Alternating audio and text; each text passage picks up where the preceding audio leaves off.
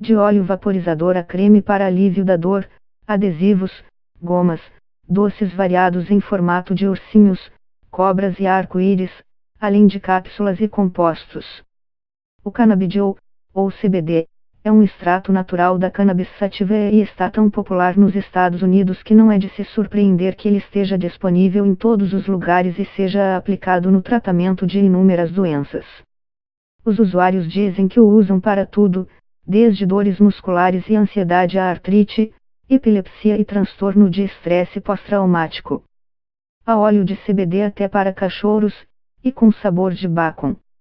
É uma indústria que espera faturar, segundo a consultoria Brighfield Group, 5,7 bilhões de dólares, 20 bilhões de reais, em 2019 e 22 bilhões de dólares, 80 bilhões de reais, até 2022. A diretora de pesquisa do grupo, Bethany Gomes, diz que a Web Holdings, maior acionista do setor, cresceu 172% em 2016-17 e estima ter faturado 89 milhões de dólares, 330 milhões de reais, em 2018. Gomes diz que, quando o Brighfield Group fez suas previsões do setor no início do ano passado, eles levantaram as sobrancelhas. Mas, lembra ela, 3 dias depois, quando a imprensa publicou que a Coca-Cola estava interessada na indústria do CBD, a previsão fez mais sentido.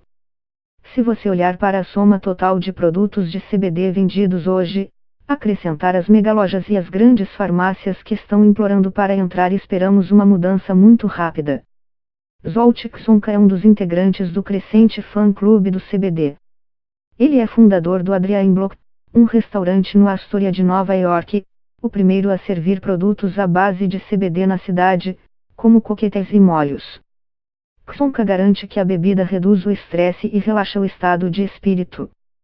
Ele cita seu próprio exemplo da dificuldade que tinha para dormir: quando passei a tomar 2 bebidas de CBD ou adicionei gotas da substância no café, pude dormir e relaxar muito bem. Nunca venderia algo em que não acreditasse. Mas ele ressalta que não se trata de uma cura ou um conselho milagroso. Estamos apenas aprimorando a experiência dos clientes, criando um ambiente para reduzir a ansiedade e o estresse, afirma.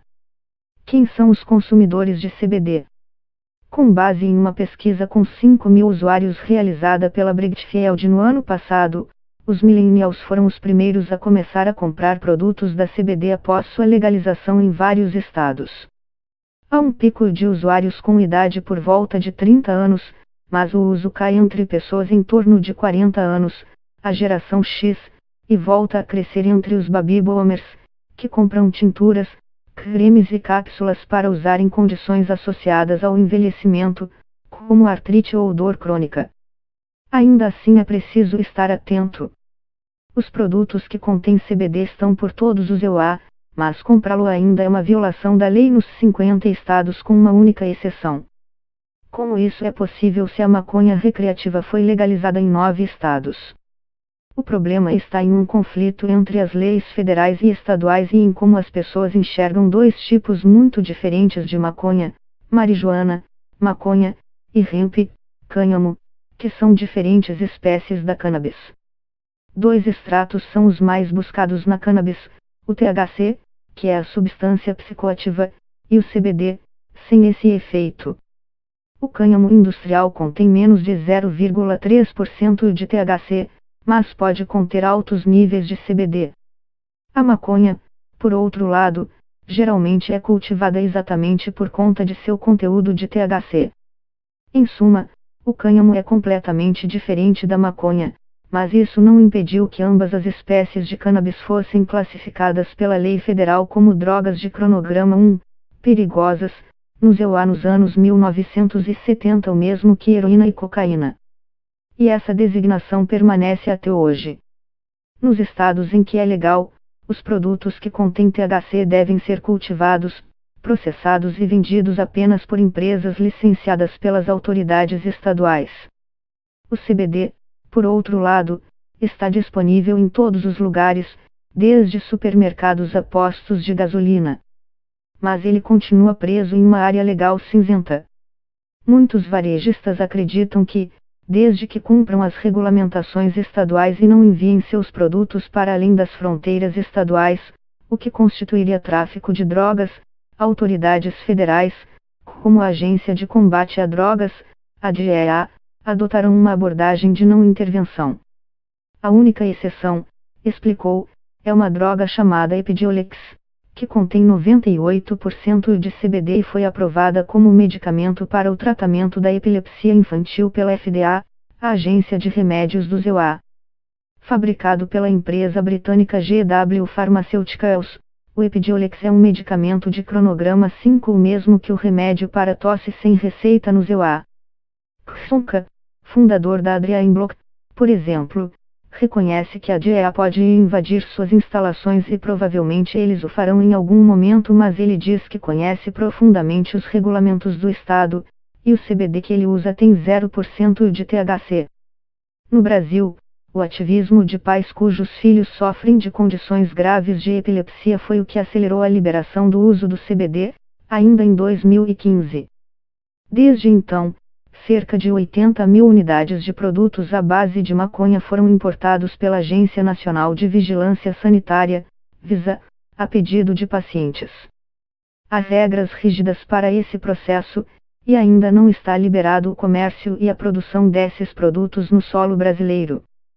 Como seu status legal no EUA continua incerto, os potenciais investidores na indústria de CBD, embora empolgados com a oportunidade de lucro, estão cautelosos.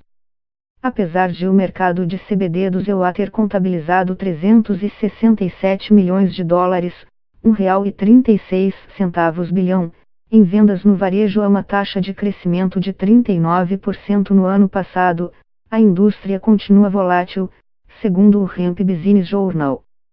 Tilray, produtor de maconha medicinal, viu suas ações subirem 30% em setembro, mas caírem os mesmos 30% até o final da mesma semana. Enquanto isso, a Forbes chamou o IP de estoques de maconha de irrisório e disse que a Apple ainda é um investimento melhor do que a maconha. O que pode fortalecer ou quebrar essa indústria são mudanças na lei federal. O destino do CBD poderia, finalmente, ser decidido por um político, o republicano de 76 anos de Kentucky e líder do Senado, Mitch McConnell. No início de 2018, McConnell anexou uma medida ao Farm Bill do Senado, uma legislação que cobre a agricultura e a política alimentar no EUA. O ato do plantio de maconha removeria o cânhamo industrial da lista de substâncias controladas. Se aprovada, de acordo com Bethany Gomes, isso aprovaria totalmente o cânhamo e seus derivados, incluindo o CBD, tornando-o 100% legal para a venda. E em relação à ciência? Para uma droga que presumidamente controlaria de dor crônica a depressão, além de inúmeras outras condições, supõe-se que vários estudos sólidos têm comprovado sua eficácia. Mas não é bem assim. A ciência ainda não acompanhou a crescente popularidade do CBD. Relatórios sugerem que o CBD tem propriedades anti-ansiedade, anti-inflamatórias e até mesmo antipsicóticas. E Grant diz que há alguns estudos pequenos com resultados promissores sobre seu uso para tratar a esquizofrenia. É algo digno de acompanhamento, afirma, embora acrescente que os dados ainda não comprovem que o CBD definitivamente ajuda pessoas com esquizofrenia. O CBD provavelmente tem ações anti-inflamatórias e pode ajudar com doenças inflamatórias do intestino, como doença de Crohn ou condições neurológicas que têm algum componente inflamatório, explica. Grant descreve-os como indicadores para o seu potencial uso e para onde se dirige a comunidade médica, mas pede cautela. Também não há base científica para o uso de CBD em bebidas funcionais à base de frutas, acrescenta. Isso não significa que não funcione, nós simplesmente não sabemos, diz Grant. Eu diria que o Valium também ajuda na ansiedade. Mas deveríamos colocar um pouco dele na Coca-Cola e fazer as pessoas relaxarem. A primeira coisa, diz, é garantir que as leis estaduais e federais estejam em harmonia.